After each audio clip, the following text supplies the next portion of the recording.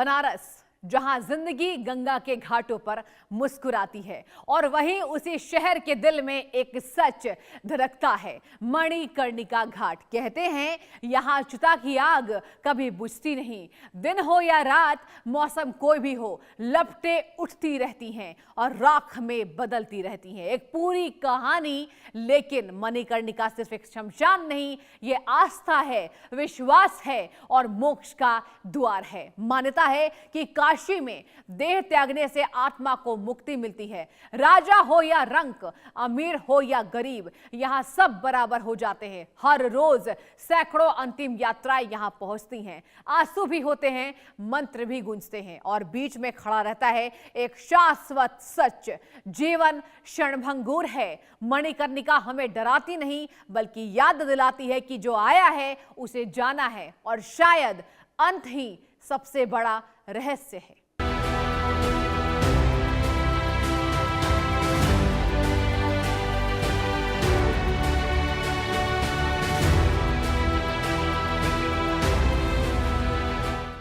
मैं शहर नहीं, अनुभव हूं। मैं जगह नहीं, धरोहर। मैं राख में कहानियां बुनती, जो जलकर भी मोक्ष पुकारती। मैं मणिकर्णिका हूं, जहां भगवान विष्णु की मणि की, जहां शिव का वास है, मैं वहां की वो आस हूं।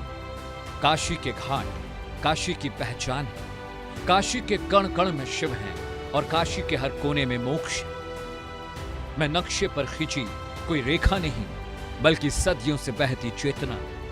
मेरी गलियों में सिर्फ लोग नहीं चलते, यहां मंत्र, कथाएं और इतिहास भी सांस लेते हैं। मैं जगह नहीं, धरोहर हूं। ऐसी धरोहर जो हर सुबह गंगा की लहरों के साथ जागती है और हर रात मणिकर्णिका की अग्नि में खुद को सौंप देती है। बताइए, विकास के नाम पे विरासत को तोड़ा जा रहा है। हम लोग विकास के साथ हैं, लेकिन विरासत बना रहे, इसलिए हम लोगों ने जा करके मौके पे देखा है जिस चीज़ों को। वहाँ जब जेसीबी लगा करके मूर्ति तोड़ी जा रही थी, हमने अपने आँखों से देखा, और हमारे साथी लोग वीडियो भी बनाए मोबाइल के द्वारा। उसको यहाँ के विधायक और मंत्री, भाजपा के लोग सीधे कह रहे हैं, जो कि हमने अपने आंखों देखी चीज़ें, जो कि पूरे विश्व में वीडियो को दिखाया जा रहा है, जो कि जेसीबी लगा करके मूर्ति को तोड़ा जा रहा है। इसको इन लोग आँख में धूल झोंकने का काम कर रहे हैं, बीजेपी के लोग और बीजेपी के विधायक और बीजेपी के मंत्री कह रहे हैं कि मूर्ति कोई नहीं तोड़ी गई है, मूर्ति कहीं न कहीं से ला करके रखा गया है। इस तरीके का बयान यहाँ के विधायक और मंत्री दे रहे हैं। बल्कि मोक्ष का द्वार माना जाता है। यहां शरीर राख बनती है और आत्मा मुक्त होती है। लेकिन आज इसी बनारस में, इसी मणिकर्णिका पर एक बेचैनी है, एक सवाल है, एक टकराव है।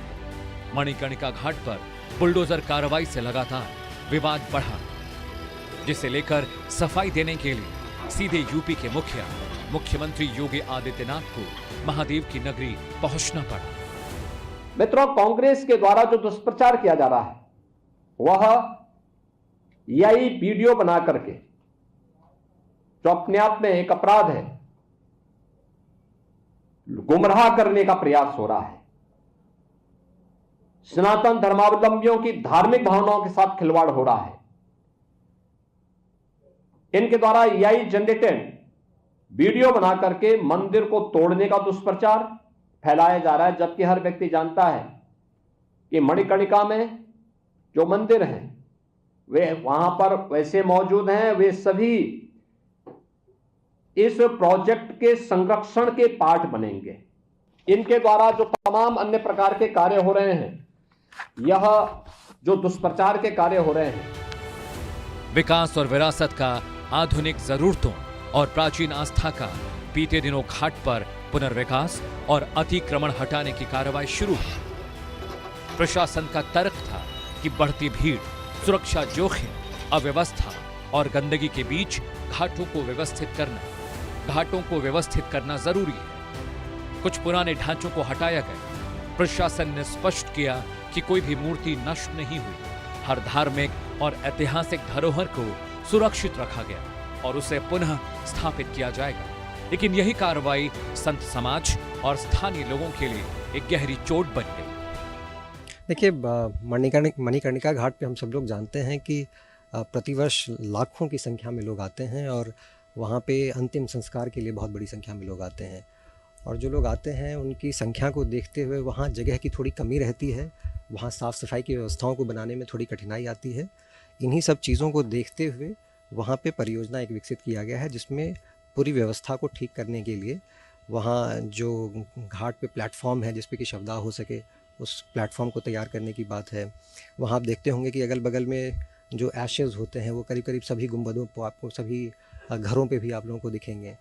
तो उसके लिए एक चिमनी, ऊंची चिमनी बनाई जा रही है ताकि जो वहाँ से एशेज़ निकलते हैं वो अगल बगल के घरों में ना जाएं। उसके अलावा हम देखते हैं कि वहाँ लकड़ी जो है वो काफ़ी बड़ी मात्रा में वहाँ रहती है, वो व्यवस्थित रूप से नहीं रखी रहती।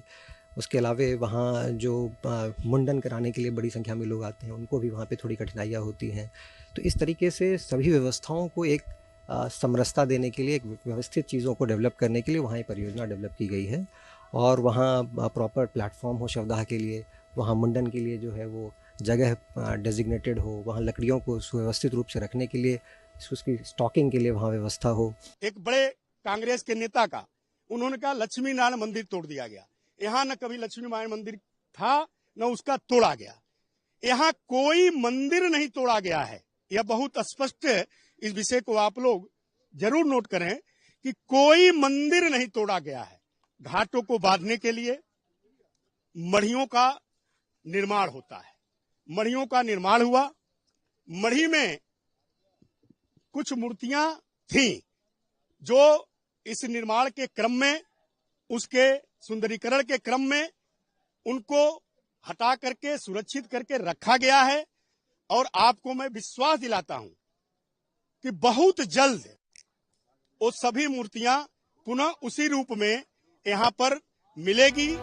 घाटों पर सौंदर्यीकरण के लिए बुलडोजर कार्रवाई। मणिकर्णिका घाट के पुराने ढांचे को हटाया। सदियों पुरानी धरोहर को नुकसान पहुंचाने का आरोप। विकास वर्सेस विरासत पर जोरदार हंगामा। अहिल्याबाई की मूर्ति तोड़ने का आरोप। सौंदर्यीकरण के नाम पर धरोहर को नुकसान। घाट सिर्फ पत्थर की सीढ़ियां नहीं होते, ये परंपरा होते हैं, स्मृति होते हैं। ये वो निशान होते हैं जहां पीढ़ियों ने अपनों को अंतिम विदाई दी, जहां हर पत्थर पर किसी न किसी की गाथा की छाया है।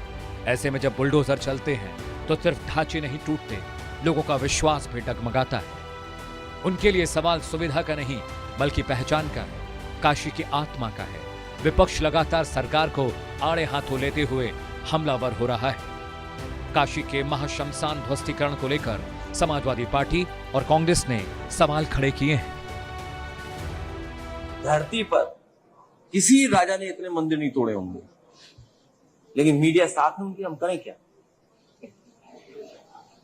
धरती पर किसी राजा ने इतने मंदिर नहीं तोड़े होंगे जितने भारतीय जनता पार्टी ने पौराणिक मंदिरों को तोड़ा है। और यही नहीं, हम एक मंदिर बना रहे हैं, बीजेपी वाले उसमें तंगड़ी लगा रहे हैं। बताइए, हर बार कुछ ना कुछ करते हैं उसमें। तो ये ऐसे ही है और पूरा काशी का सब बुरा कर दिया। ना क्यूटो बना ना काशी रही। जो मोदी जी ने 2023 में शिलान्यास किया था मणिकर्णिका घाट का सुंदरीकरण करने के लिए, सुंदरीकरण नहीं, उसका पूरी तरीके से विध्वंसीकरण कर दिया। पूरी तरीके से मणिकर्णिका घाट को तबाह कर दिया, बर्बाद कर दिया। जहां पे हमारे हिंदू समाज के लोग पूरे देश और दुनिया में उनकी कहीं भी उनकी मृत्यु होती है, शरीर शांत होता है, वो अपनी व्हील में लिखते हैं कि हमारी डेड बॉडी मणिकर्णिका घाट पर हमारा बेटा, हमारा नाती पोता जलाएगा। एक नहीं, सैकड़ों हजारों बार तो मैं जा चुका हूं इस तरीके की, जहां पर लोगों ने यूएस में उनकी देहांत हुआ, यूके में हुआ, कनाडा में हुआ, कहीं भी हुआ, जर्मन में हुआ, वो बॉडी वहां से आई, उनके व्हील में लिखा हुआ था और वो मणिकर्णिका घाट पर दाह संस्कार किया गया। तो वहीं कांग्रेस के अध्यक्ष मल्लिकार्जुन खड़गे ने मणिकर्णिका घाट के पुनर्विकास को लेकर गंभीर आरोप लगाए हैं। उन्होंने एक्स पर लिखा कि सौंदर्यीकरण और व्यवसायीकरण के नाम पर विरासत को बुलडोजर से ध्वस्त किया जा रहा है। पीएम मोदी इतिहास की हर धरोहर मिटाकर सिर्फ अपनी नेम प्लेट चिपकाना चाहते हैं। तो प्रियंका गांधी ने एक्स पर लिखा कि बनारस में मणिकर्णिका घाट पर बुलडोजर चलाकर सदियों पुरानी धार्मिक और सांस्कृतिक विरासत को ध्वस्त करना अत्यंत दुर्भाग्यपूर्ण है। कहते हैं मणिकर्णिका घाट पर हर शव के कान में महादेव स्वयं मोक्ष का मंत्र फूंकते हैं। पर आज एक सवाल बनकर सामने खड़ा है कि क्या आधुनिकता की दौड़ में हम उस स्मृति को खो रहे हैं जिसने हमें बनाया? क्या विकास का अर्थ अतीत को मिटा देना है या उसे सहिष्ठुते हुए आगे बढ़ना है? हर चेहरे पर श्रद्धा है, लेकिन हर दिल में डर भी है कि कहीं बनारस बनारस न रह जाए। आज मणिकर्णिका पर सिर्फ चिताएं नहीं जल रही, यहाँ भावनाएं भी सुलग रही हैं। ये सिर्फ एक शहर की कहानी नहीं, बल्कि उस भारत की कहानी है जो एक तरफ आधुनिक बनना चाहता है और दूसरी ओर अपनी आत्मा को थामे रखना भी चाहता है। हम उस घाट पर मौजूद हैं जहां पर चिता की आग कभी ठंडी ही नहीं होती, और इस घाट की मान्यता यह है कि यहाँ पे अंतिम संस्कार करने से ही मोक्ष की प्राप्ति होती है। लेकिन इन दिनों यह घाट नए विवाद को जन्म लिया है। दरअसल मणिकर्णिका घाट पर मौजूद हूँ और मणिकर्णिका घाट पर चल रहे विकास कार्य को लेकर समाजवादी पार्टी, कांग्रेस पार्टी, तमाम विपक्ष के जो नेता हैं वो सरकार को घेर रहे हैं।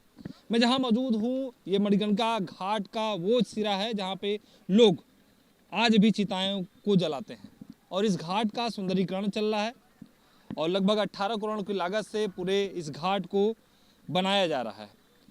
बीते दिनों ठीक मेरे पीछे ये तस्वीर आप देखेंगे, वहाँ पे कुछ मंदिर थी जिसमें यह बताया जा रहा है कि अहिल्याबाई होलकर की मूर्ति को क्षतिग्रस्त किया गया है, मलबे में फेंक दिया गया, जिसके बाद अहिल्याबाई होलकर ट्रस्ट से जुड़े लोग, पाल समाज से जुड़े लोग इस घाट पर पहुंचते हैं और जमकर हंगामा करते हैं। यह हंगामा यही नहीं रुकता है, बल्कि समाजवादी पार्टी के राष्ट्रीय अध्यक्ष अखिलेश यादव भी सवाल खड़े करते नजर आते हैं। उसके साथ ही कांग्रेस के राष्ट्रीय अध्यक्ष मल्लिकार्जुन खड़गे भी सरकार को घेर रहे थे। समाजवादी पार्टी और कांग्रेस के तमाम जो नेता हैं वो ये कह रहे थे काशी में जो विकास चल रहा है, लेकिन विकास के नाम पे विरासत को ठेस पहुंचाई जा रही है। न केवल विकास को बदला जा रहा है, बल्कि विकास के नाम पर काशी के जो इतिहास हैं उन इतिहास के पन्नों को कुरेदा जा रहा है, मूर्ति को क्षतिग्रस्त किया जा रहा है और जो काशी की गलियां हैं उसे तोड़ा जा रहा है। हालांकि इन सभी मुद्दों को देखते हुए आज उत्तर प्रदेश के मुख्यमंत्री काशी पहुंचते हैं और मुख्यमंत्री योगी आदित्यनाथ सर्किट हाउस में प्रेस वार्ता कर कांग्रेस को जमकर लताड़ा। उनका कहना है कि कांग्रेस पहले 2014 से पहले जो काशी थी उसे देख नहीं पाई, बदलते काशी की इस तस्वीर को लोग अपने आंख में गड़ाए बैठे हैं और एआई की वीडियो के आधार पर लगातार सरकार को घेरते नजर आ रहे हैं। फिलहाल इस वीडियो की जांच की जा रही है, जांच पर निश्चित तौर पर कार्रवाई होगी। बनारस खुद कहता है कि मुझे बदला जा सकता है लेकिन तोड़ा नहीं, मुझे संवारा जा सकता है लेकिन मिटाया नहीं, क्योंकि मैं शहर नहीं अनुभव हूँ, मैं जगह नहीं धरोहर हूँ, मैं मणिकर्णिका हूँ जहाँ राख में भी कहानियां जिंदा रहती हैं और जहाँ जलकर भी आत्मा मोक्ष पुकारती है। मणिकर्णिका घाट, यहाँ समय अपने आप रुक जाता है। यहाँ घड़ियां नहीं चलती और कैलेंडर की तारीखें भी मायने नहीं रखती, क्योंकि मणिकर्णिका में केवल एक सच्चाई है, मृत्यु का सच और उसके भीतर छुपा हुआ मोक्ष का वादा। यह घाट सिर्फ पत्थर और लकड़ी का नहीं, यह भारतीय चेतना, संस्कृति, आस्था और पीढ़ियों का अनुभव है। बनारस कहता है, मैं शहर नहीं अनुभव हूँ, मैं जगह नहीं धरोहर हूँ, और मणिकर्णिका उसी अनुभव की सबसे तीखी, सबसे सच्ची अनुभूति है।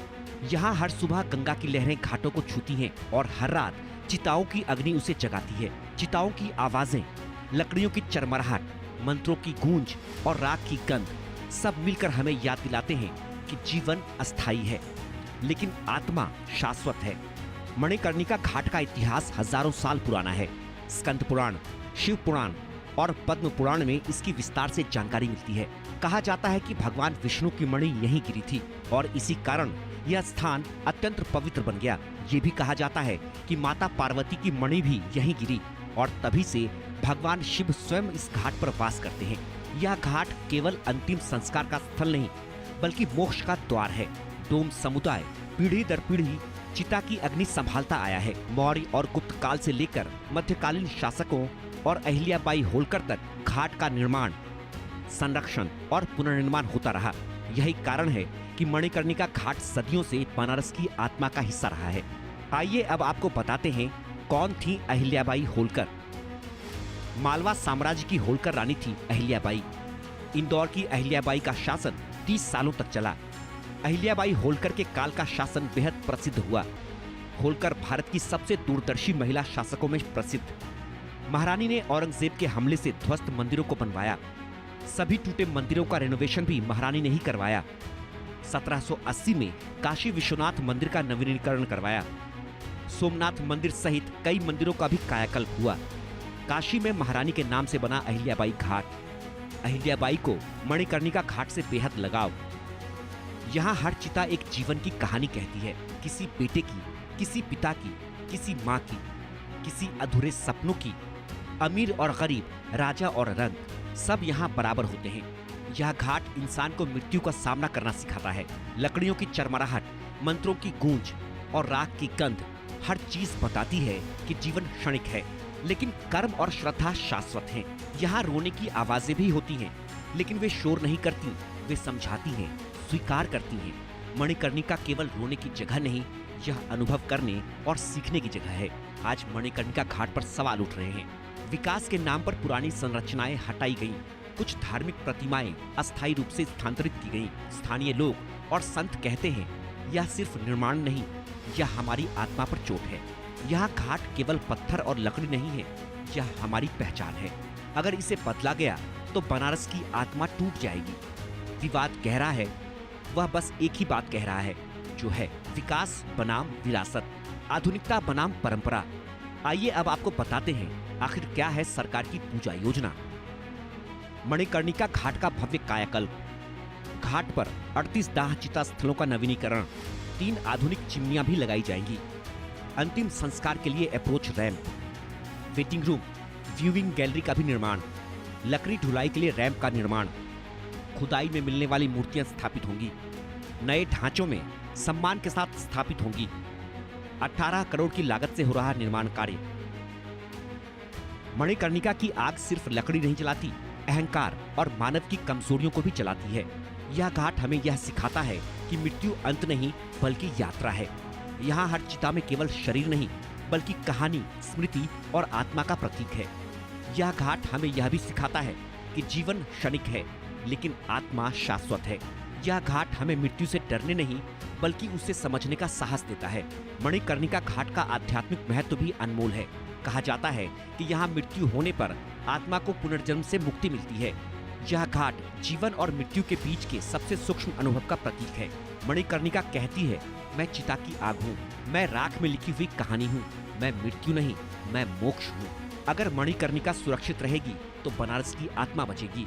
अगर बनारस की आत्मा बचेगी तो भारतीय संस्कृति, आस्था और परंपरा अमर रहेगी।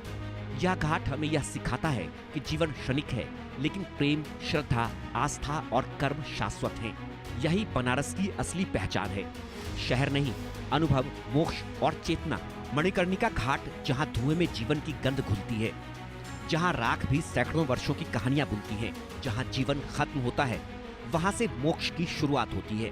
और जब मणिकर्णिका घाट की राख हवाओं में उड़ती है तो यह सिर्फ अंत नहीं, यह अनंत की आवाज है।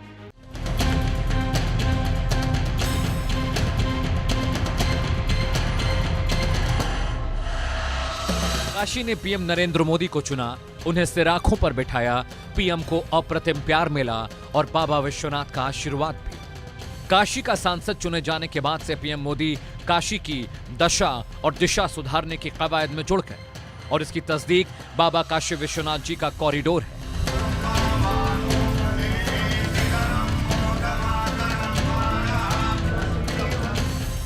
सड़कें बदली, मंदिरों का रेनोवेशन हुआ, सड़क घाट सब पहले से बेहतर हो गए। काशी की वो सड़कें जो अब तक जाम का शिकार हुआ करती थीं, अब वो सांसें ले रही हैं। काशी में अब रोपवे बन रहा है ताकि टूरिस्ट और श्रद्धालु आसानी से काशी दर्शन कर सकें।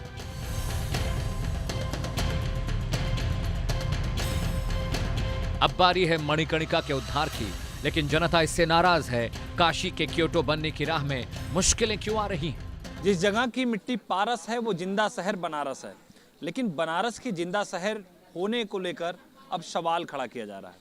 बनारस में चल रहे विकास को लेकर अब सवाल इसलिए भी खड़े हो रहे हैं क्योंकि मणिकर्णिका पे जो मणि थी, अहिल्याबाई होलकर की जो प्रतिमा थी, उसे तोड़ी गई है। ये आरोप लगाया जा रहा है तमाम लोगों के द्वारा।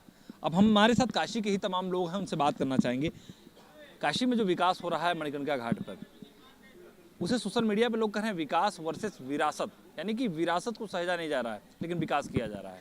आप इसे किस तरीके से देखते हैं, क्योंकि आप बनारस के हैं? देखिए, काशी में मणिकर्णिका तीर्थ भी है और ये श्मशान है। ये श्मशान हमेशा का श्मशान नहीं रहा है। 1860 के आसपास यहाँ पे शवदाह शुरू हुआ है। इससे पहले काशी में यहाँ पे श्मशान में शवदाह नहीं होता था। आदि केशव में होता था और हरिश्चंद्र घाट पे होता था। ये नया श्मशान है, इसको अर्ध श्मशान तांत्रिक रूप से भी बोला जाता है इसीलिए। लेकिन इधर का हिस्सा, श्मशान से इधर का हिस्सा जो था, ये तीर्थ का हिस्सा है। इस तीर्थ का ज़्यादा महत्व है। यहाँ पे विष्णु भगवान ने जो तप किया, जब जो गंगा नहीं आई थी, ये तप की कथा है। ये जो पुराने पत्थर की जो मढ़ियाँ हैं ना, इसके शिल्पकार अब आज नहीं है। गंगा जी में जो बहाव आता था, ये डमरू जोड़ पे बने हुए हैं और बिना किसी सीमेंट या किसी मसाले के ये पत्थर आपस में जुड़े हैं। जितना इनको आप खींचेंगे, ये उतना मजबूत हो, एक दूसरे को पकड़ेंगे। यह शिल्प जो है ये नष्ट हो जाएगा अगर आप इसको छेड़ेंगे तो। इसका संरक्षण करिए, इसमें अभिवृद्धि करिए, इसका संवर्धन करिए, इसमें कोई आपत्ति नहीं है। लेकिन इसके मूल स्वरूप को ही आप नष्ट कर दें, वो तकलीफ होता है जो पुराने लोग हैं। बाकी सरकार विकास जैसा चाहे वो अपना करे, उसमें हम लोग क्या कर सकते हैं, क्योंकि ये जितनी भी संपत्ति है ये किसी की व्यक्तिगत संपत्ति तो है नहीं। प्रयोग के आधार पर लोगों का अपना अपना उसके प्रयोजन है। पीएम मोदी मणिकर्णिका घाट को बेहतर बनाना चाहते हैं ताकि वहां पर आखिरी संस्कार के लिए आने वाले लोगों को दिक्कतें ना हो। बारिश के मौसम में बाढ़ का पानी घाट के मुहाने तक आ जाता है, जिससे अंतिम संस्कार करने में दिक्कत पेश आती है। इलेक्ट्रॉनिक क्रेमेटोरियम भी बनाने की योजना है, लेकिन जनता इससे नाखुश है। मणिकर्णिका अनादि तीर्थ है और इसकी जो प्राचीनता है, ये प्राचीनता जो है आपको जो है यूनेस्को वगैरह जो है और भी प्राचीन चीज़ें उससे भी प्राचीन है। कहा गया है कि मणिकर्णिका से पुराना तीर्थ नहीं है। तो यहाँ पे जो है पुराने समय की जो रानी अहिल्याबाई थी, उन्होंने जगह जगह पे अपनी मढ़ियाँ बनाई थी। मढ़ी जिसको चौतरा बोलते हैं, उस चौतरे पे माता अहिल्या का जो है मूर्ति था। एक तरफ माता अहिल्या माई का मूर्ति था, एक तरफ उनकी दासी रत्नाबाई का भी मूर्ति था। तो जब वो चबूतरा तोड़ा, जैसे चबूतरा है, चबूतरा तोड़ा गया तो उसके अगल बगल जो मूर्तियाँ थी वो निकल के गिर गई और उसके वो मूर्ति को जब गिर गई मूर्ति, तो उसी का लोग वीडियो बना के जो है उसको डाले।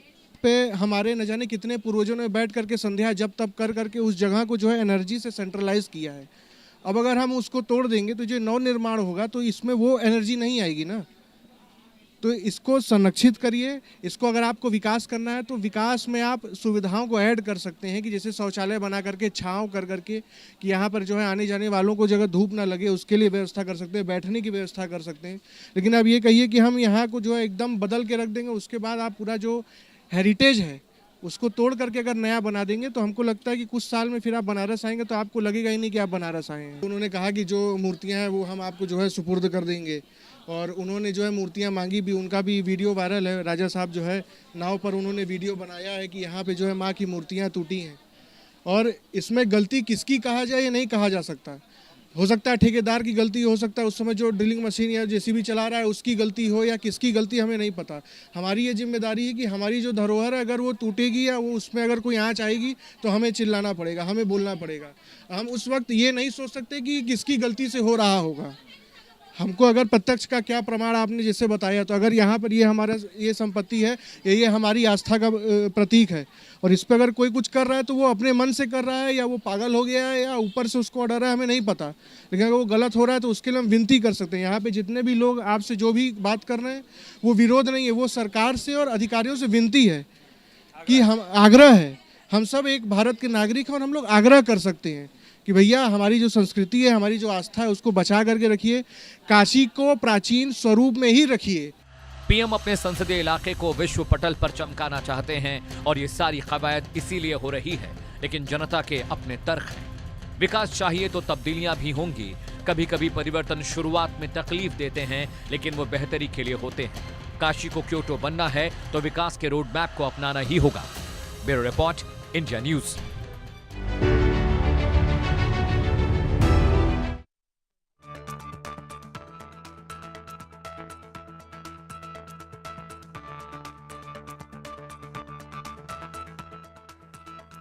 खamenei की अंतिम विदाई का कार्यक्रम स्थगित। ईरान के मशहद में सुपुर्दे खाक का था प्लान।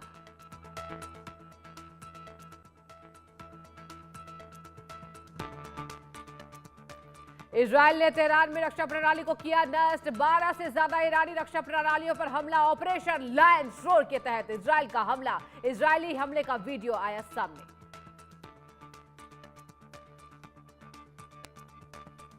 ईरान आर्मी ने हमले का वीडियो किया जारी। तेल अवीव पर कई मिसाइलें की दिखी बौछार। हमले में भारी नुकसान आ रहा नजर।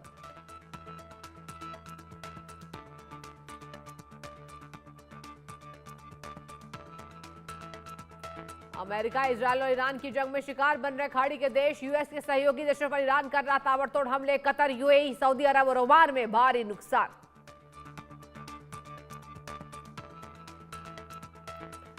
और ईरान के स्ट्रेट ऑफ हॉर्मुज़ को बंद करने के बाद जहाजों की लगी लंबी कतार। समंदर में जहाजों पर ईरानी हमले का डर। लगातार बढ़ रही है तेल की कीमतें।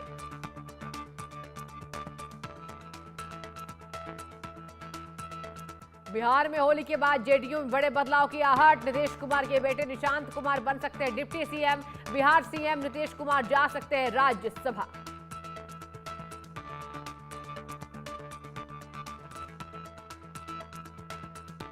सिप सिप जीरा सिप जीरा सिप MDH का जलजीरा जीरा सिप जीरा सिप जीरा सिप प्यास बुझाए ठंडक लाए सबको भाई जीरा सिप MDH का जलजीरा जीरा सिप जीरा सिप असली रिफ्रेशिंग, असली स्वाद, असली मजा।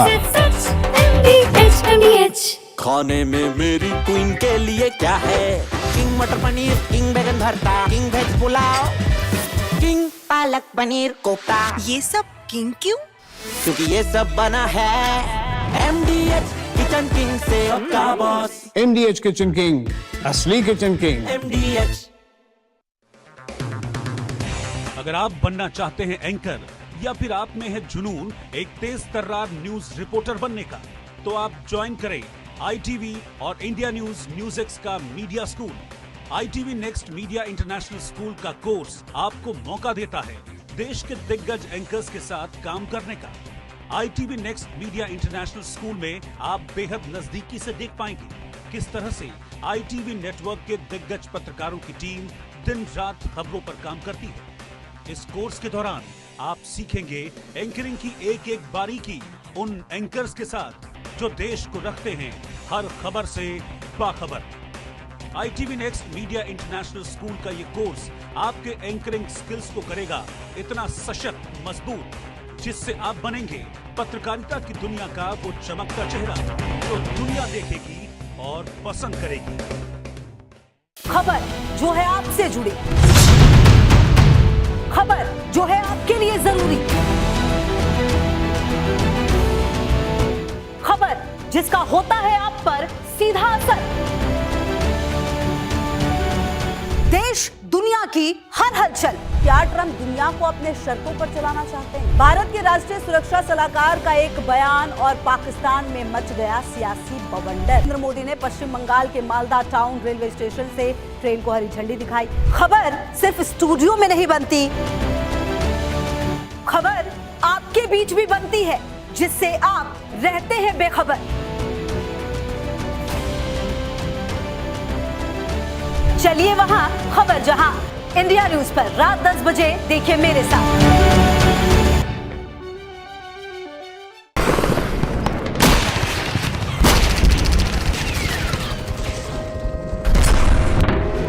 मिसाइल बम बारूद खत्म हो रहा वजूद। वर्चस्व की लड़ाई क्या बड़ा षड्यंत्र? सबसे सच्चे और प्रामाणिक सबूत जंगे मैदान की असली कहानी।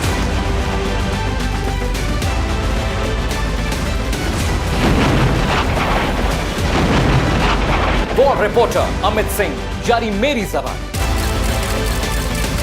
वर्ल्ड वॉर स्पेशल मेरे साथ इंडिया न्यूज पर हर रोज। हर खबर के पीछे पूरी कहानी छुपी होती है, सिर्फ हकीकत नहीं, डेडलाइन भी।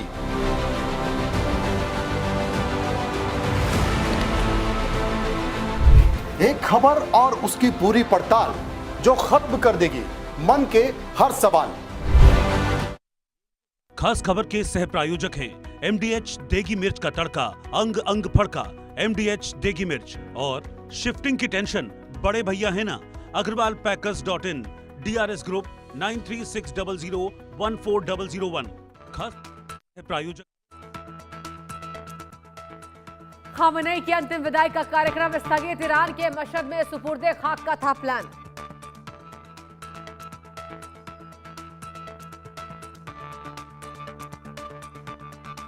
इजरायल ने तेहरान में रक्षा प्रणाली को किया नष्ट। 12 से ज्यादा ईरानी रक्षा प्रणालियों पर हमला। ऑपरेशन लायन श्योर के तहत इजरायल का हमला। इजरायली हमले का वीडियो सामने आया।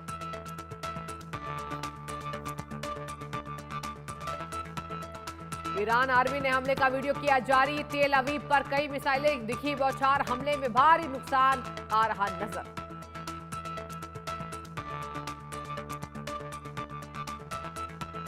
अमेरिका, इजरायल और ईरान की जंग में शिकार बन रहे खाड़ी के देश। यूएस के सहयोगी देशों पर ईरान का रफ्ता बड़तोड़ हमले। कतर, यूएई, सऊदी अरब और ओमान में भारी नुकसान।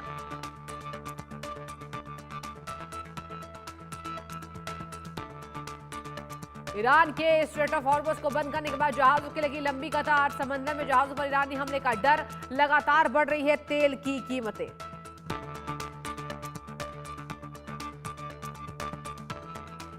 बिहार में होली के बाद जेडीयू में बड़े बदलाव की आहट। नीतीश कुमार के बेटे निशान कुमार बन सकते हैं deputy CM. Bihar CM Nitish Kumar जा सकते हैं राज्यसभा।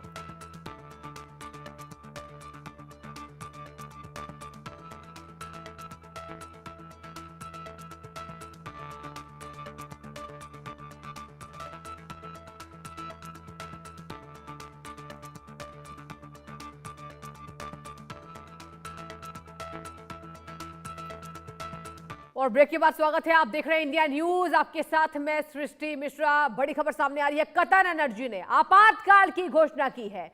गैस संबंधित उत्पादों का उत्पादन रोका है। आपको बता दें कि गैस संबंधित उत्पादों का उत्पादन रोका गया है कतर एनर्जी के द्वारा। ये बड़ी जानकारी सामने आ रही है, जहां कतर एनर्जी ने आपातकाल की घोषणा की है। इस वक्त की बड़ी खबर सामने आ रही है। एक तरफ जंग लगातार जारी है और एक तरफ यहां कहा जा रहा है कि कतर एनर्जी के द्वारा आपातकाल की घोषणा की गई है। यह अनाउंसमेंट किया गया है, जहां गैस संबंधित उत्पादों का उत्पादन अब रोका गया है। और ये बड़ी जानकारी सामने आ रही है कतर एनर्जी के द्वारा, जहां पर बता दें आपको आपातकाल की घोषणा हुई है। जंग के बीच एक के बाद एक ये बड़ी खबरें, जहां लगातार जंग के बीच ये तमाम फैसले लिए जा रहे हैं। अब कतर एनर्जी के द्वारा ये अहम फैसला इसलिए है क्योंकि हमलों के बीच जैसे वीडियो सामने आ रहे हैं, उसी के तहत यहाँ पर सुरक्षा के लिहाज से ये बड़ा फैसला लिया गया है। और यूएई के रक्षा मंत्रालय का भी बड़ा बयान सामने आया है। ये भी आपको बड़ी जानकारी देंगे, जहां यूएई ने 3 बैलिस्टिक मिसाइलें और 129 ड्रोन रोके हैं। सुनाई देने वाली आवाजें मिसाइलों को रोकने के परिणाम ये किया गया है। ईरान के हमलों से कुछ लोगों को अप्रत्यक्ष नुकसान हुआ है। हम इस हमले की निंदा करते हैं। यूएई के द्वारा ये कहा गया है, हमले की निंदा करते हैं। ये राष्ट्रीय संप्रभुता, अंतर्राष्ट्रीय कानून का घोर उल्लंघन है। हम किसी भी खतरे से निपटने के लिए पूरी तरीके से तैयार हैं। यूएई के रक्षा मंत्रालय का बड़ा बयान सामने आया है। यूएई ने 3 बैलिस्टिक मिसाइल और 129 ड्रोन रोके हैं ईरान के द्वारा जो हमला किया गया था। इसके साथ आपको बता दें, यहाँ पर ईरान के हमलों से कुछ लोगों को अप्रत्यक्ष नुकसान हुआ है। ये उन्होंने बड़ा बयान दिया है। हम इस हमले की कड़ी निंदा करते हैं। यूएई ने इस हमले की कड़ी निंदा की है। और बता दें आपको, ये जो ड्रोन अटैक्स है, मिसाइल अटैक है, इसकी कड़ी निंदा करते यहाँ पर यूएई की तरफ से ये बड़ा बयान जारी किया गया है, जो आपको हम बड़ी जानकारी दे रहे हैं। सुनाई देने वाली आवाजें मिसाइलों को रोकने का। और बता दें आपको, हम किसी भी खतरे से निपटने के लिए पूरी तरह तैयार हैं, ये भी यूएई के द्वारा बयान में कहा गया है। तो जंग से जुड़ी एक एक जानकारी आपको दे रहे हैं। यूएई के रक्षा मंत्रालय का बड़ा बयान सामने आया है। यूएई ने 3 बैलिस्टिक मिसाइल और 129 ड्रोन रोके हैं। 3 बैलिस्टिक मिसाइल और 129 ड्रोन को रोका गया है। आपको बताएं, इसके बाद देखने वाली बात यह होगी ईरान मानता है या नहीं। ईरान की तरफ से हमले जारी है। जब तक शक्ति बचेगी, जब तक सांस चलेगी। ईरान के बारे में ऐसा हम इसलिए कह रहे हैं क्योंकि ईरान अभी बदले की आग में है। वो किसी भी देश से कोई समझौता नहीं करेगा, ना कोई बातचीत करेगा, ना उसके साथ ही कोई देश यहाँ पर खड़ा है, और ना ईरान को कोई आर्थिक मदद दी जा रही है, ना आर्थिक मदद मिल रही है। और यही वजह है कि ईरान के द्वारा बदले की आग में यहाँ झुलसता ईरान नजर आ रहा है और ताबड़तोड़ हमले कर रहा है।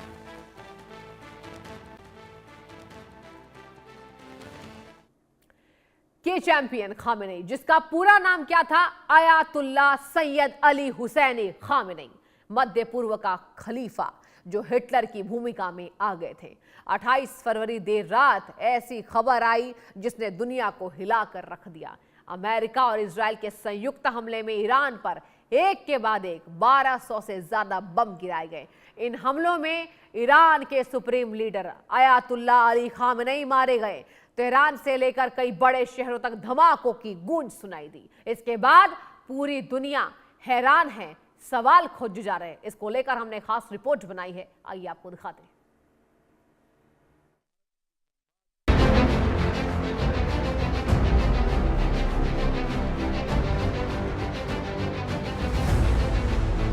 मध्य पूर्व में लौटेगी शांति, 37 साल के कट्टरपंथ का अंत, टीनएज के आका का खात्मा, ईरान पर गिराए गए 1200 बम, संयुक्त हमले में मारे गए सुप्रीम लीडर, तेहरान समेत 10 शहरों पर ताबड़तोड़ कार्रवाई, शांत हो जाएगा मिडिल ईस्ट।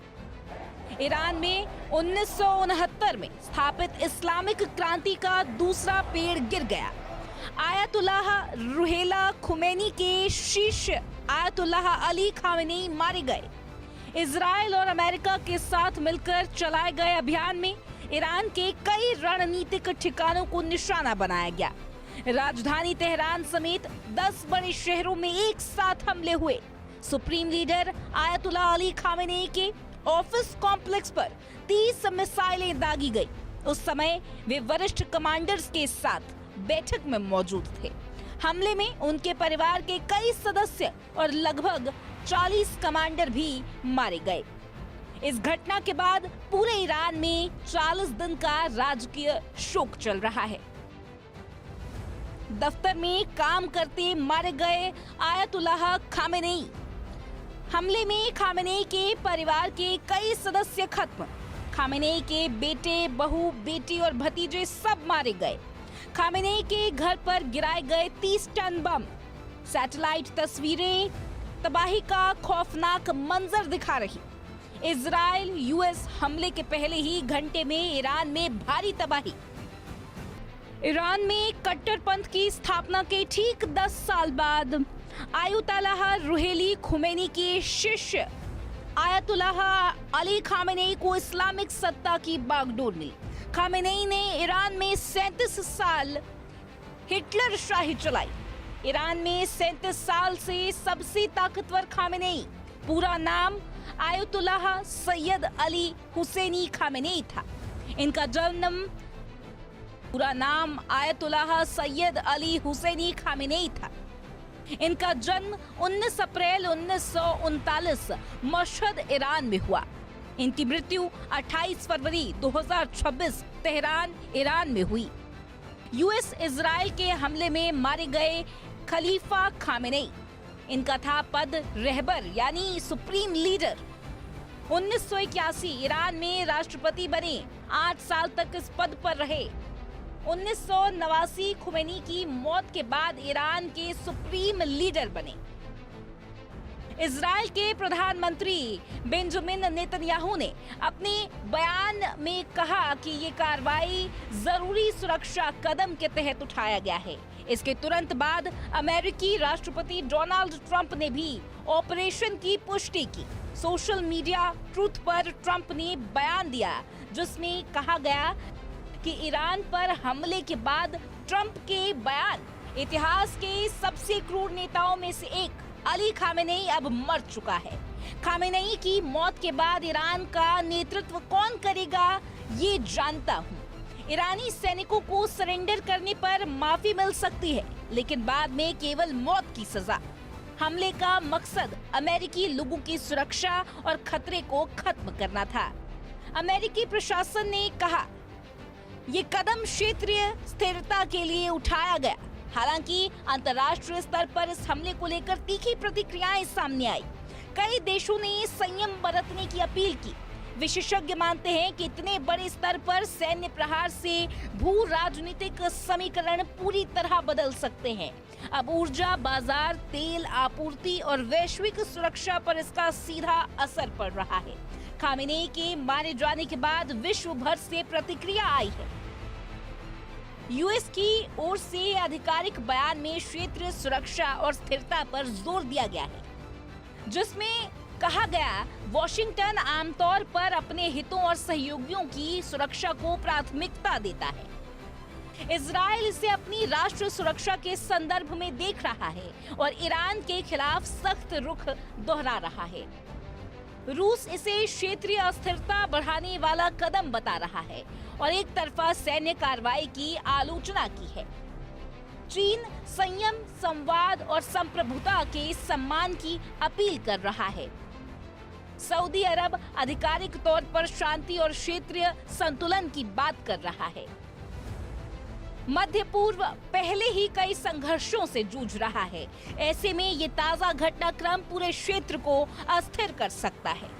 विश्लेषकों का मानना है कि खाड़ी देशों लेबनान और सीरिया जैसे इलाकों में तनाव बढ़ने की आशंका है।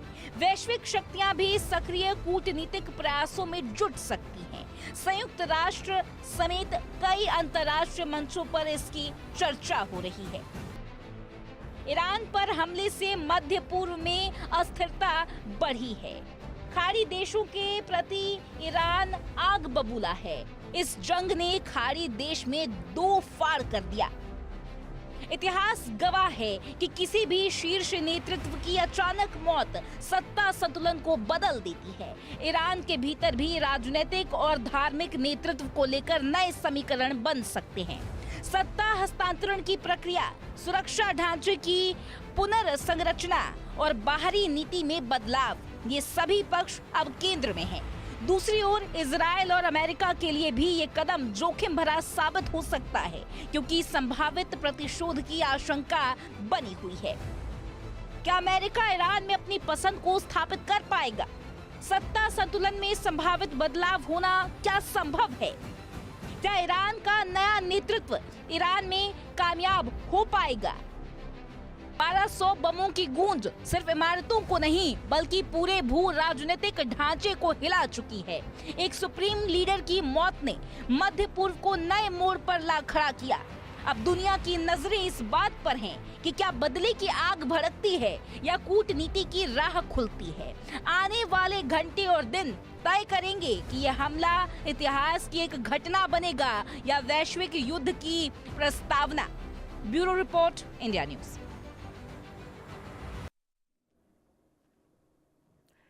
तो एक खास रिपोर्ट आपने देखी। अब आगे बढ़ेंगे। बड़ी खबर सामने आई है। ईरान ने इजराइल पर दागी कई मिसाइलों को रोकने में जुटी है इजरायली रक्षा प्रणाली। इस वक्त की बड़ी खबर आप देख रहे हैं। इजराइल ने अपने नागरिकों के लिए जारी किया है निर्देश, जहां जनता चेतावनी मिलते ही सुरक्षित क्षेत्रों में प्रवेश करे, ऐसी हिदायत दी गई है। आपको बता दें कि स्पष्ट निर्देश मिलने के बाद ही बाहर निकले। ये कहा गया है गृह रक्षा कमान के निर्देशों का पालन करते रहे। बैलिस्टिक मिसाइल्स का जो जखीरा आपको दिखा रहे हैं, एक एक करके जंग की तस्वीरें साफ हो रही हैं। ईरान ने इजराइल पर कई मिसाइलें दाग दी हैं। अब मिसाइलों को रोकने में इजराइल की पूरी रक्षा प्रणाली जुटी हुई दिखाई दे रही है। इजराइल ने अपने नागरिकों को इसी बाबत यहां पर दिशा निर्देश जारी किया है। जनता चेतावनी मिलने में अपनी सुरक्षा करे, स्पष्ट निर्देश मिलने के बाद ही बाहर निकले। ये इजराइल ने अपनी जनता की सुरक्षा के लिए ये एडवाइजरी जारी की है। और बता दें आपको, ईरान ने इजराइल से अब बदला लेने की पूरी कोशिश की है, भरसक प्रयास किया गया है। इजराइल ने अपने नागरिकों के लिए इस बाबत नए दिशा निर्देश जारी किए हैं। ये बड़ी खबर है, जहां बता दें आपको कि यहां पर ईरान के द्वारा अब इजराइल पर भी अटैक किए जा रहे हैं मिसाइलों के द्वारा। ईरान ने ये बयान दिया था कि अब हम सबसे खतरनाक अपने मिसाइल का प्रयोग इजराइल में करेंगे और अमेरिका में करेंगे। और उसी के तहत आपको बता दें कि मिसाइल्स का जो अटैक है वो आज के दिन सबसे ज्यादा बढ़ता हुआ नजर भी आया। हालांकि तेहरान में भी आज सबसे बड़े अटैक देखे गए। आपको जो ये वीडियो हम दिखा रहे हैं, ये तबाही का मंजर है, जहां बताया ये जा रहा है कि ईरान के द्वारा दर्शकों यहां इजराइल में ताबड़तोड़ हमले जारी किया गया है।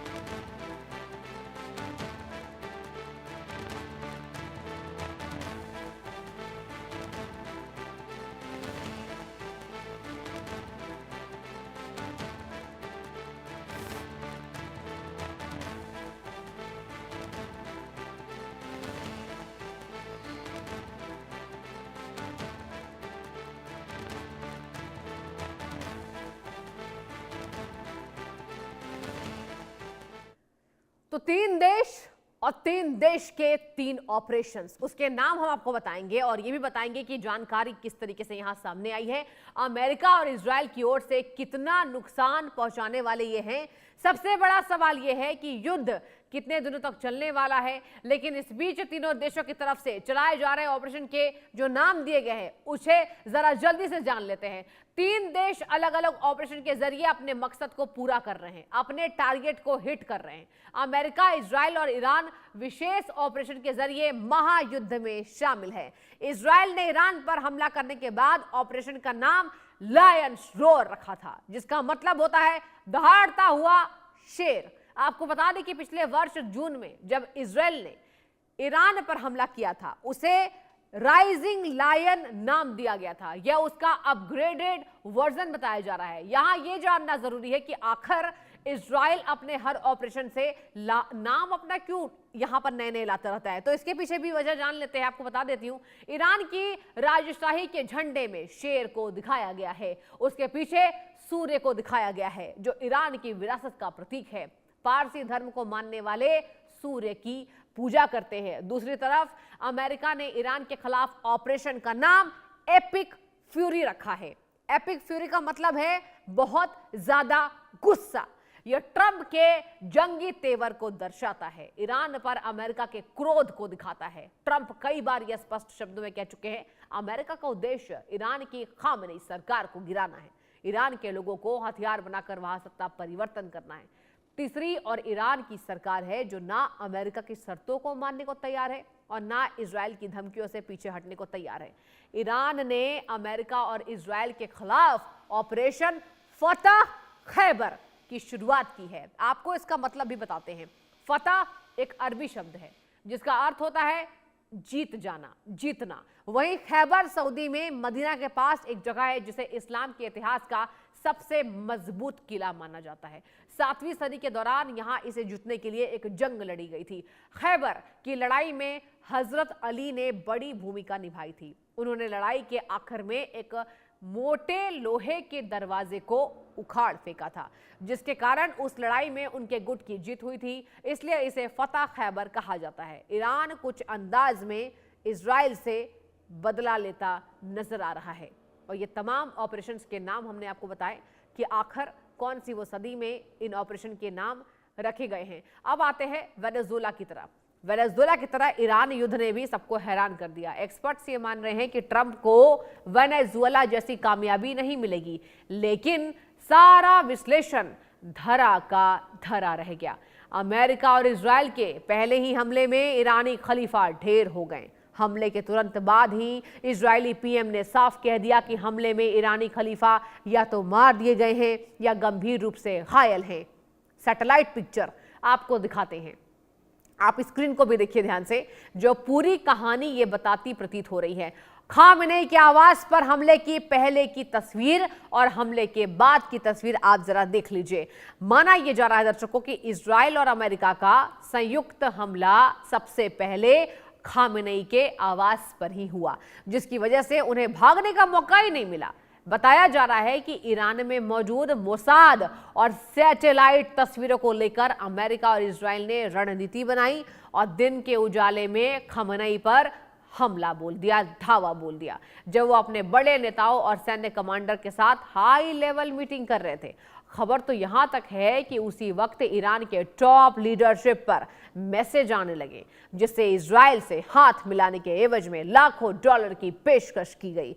ईरानी नेता समझ रहे थे कि ईरान पर अभी हमला नहीं होने वाला है, क्योंकि इजराइल अभी बातचीत करने के मूड में है। लेकिन इस वक्त खामेनेई के आवास परिसर में जहां उनका ऑफिस है, वहां 30 टन के बम गिराए गए। इससे यह भी साफ हो जाता है कि ईरान ने अपने एयर डिफेंस पर काम नहीं किया, क्योंकि अगर ईरान के पास एयर डिफेंस होता तो इतना बड़ा नहीं होता, हमला होता ही नहीं। जिस तरीके से खामेनेई को तुरंत उनका खात्मा कर दिया गया जब वो हाई लेवल मीटिंग कर रहे थे। अब जरा आगे बढ़ते हैं और अब आपको बताएंगे, मैप से आपको दिखाने की कोशिश करते हैं कि इजराइल ईरान में कहां-कहां हमले कर रहा है। सबसे पहली तस्वीर, इजराइल की ईरान पर एयर स्ट्राइक कहां है। आबिज, गारंदरे, तेहरान, खोरमाबाद, देज़फुल, इस्फहान, ईरान, बुशेहर और बंदर अब्बास शामिल है। ये तमाम नाम हैं। इसके साथ आपको बताएंगे कि ईरान कहां-कहां पलटवार कर रहा है, उसे भी जरा देख लेते हैं। आप ध्यान से देखिए अपने टीवी स्क्रीन को। ईरान का पलटवार कहां-कहां होता है इजराइल के अलावा? Syria, Jordan, Iraq, Iran, Kuwait, Bahrain, Qatar, UAE, Saudi Arabia, भूमध्य सागर, लाल सागर और अरब सागर इसमें शामिल है। ये हमने आपको देशों के यहाँ पर जगहों के नाम बताए। अब कौन थे आयातुल्लाह अली खामेनेई जो अब नहीं रहे? नाम आयातुल्लाह सैयद अली हुसैनी खामेनेई।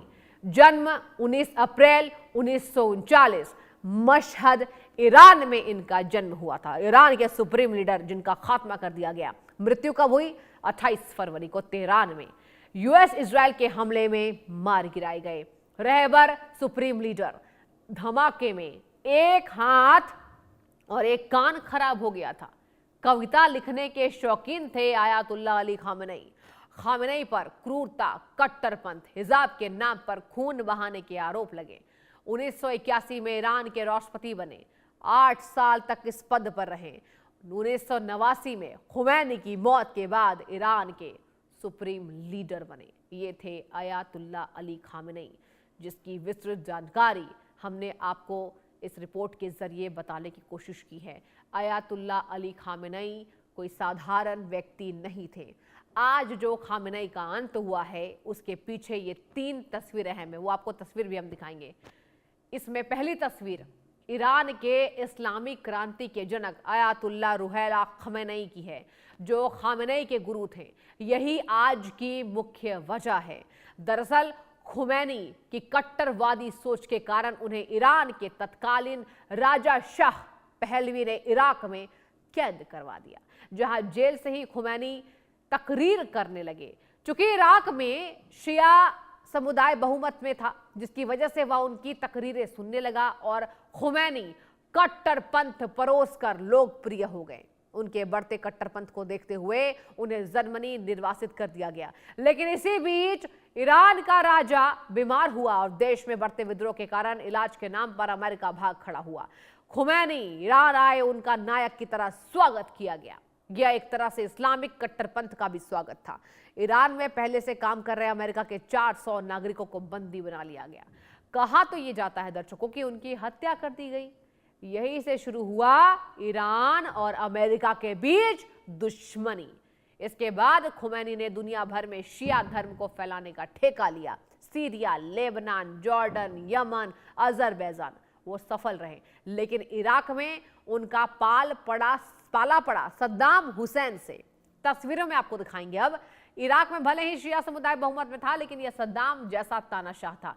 यही वो टर्निंग पॉइंट या जब इजराइल के पड़ोसी शिया मुल्कों ने खुमैनी से यहूदियों के खिलाफ शिकायत की और खुमैनी का सारा ध्यान शिया धर्म फैलाने की बजाय यहूदियों को मिटाने पर चला गया। उस वक्त इजराइल के पीएम थे मेनाकेम बेगिन, जिनका कार्यकाल 1977 से 1983 तक हुआ। उसके बाद आपको बता दें, पालन खामेनेई ने किया।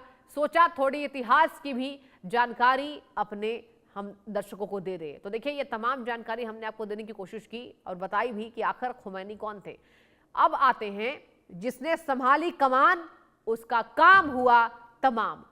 मध्य पूर्व में इजराइल की रणनीति रही है जिसमें कहा जाता है कि उसके खिलाफ जिसने भी सिर उठाया है उसे कुचलने में आईडीएफ देर नहीं करती। आलम यह है कि खामेनेई के मारे जाने के बाद जैसे ही उनके उत्तराधिकारी की नियुक्ति हुई, इजराइल अलर्ट हो गया।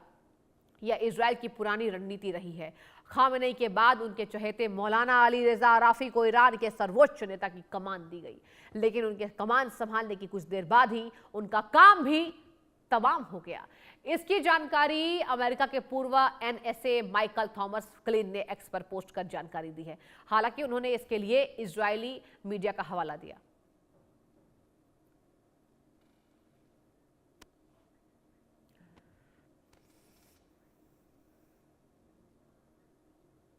और अब वक्त एक छोटे से ब्रेक का, कहीं मत जाइए, देखते रहिए इंडिया न्यूज।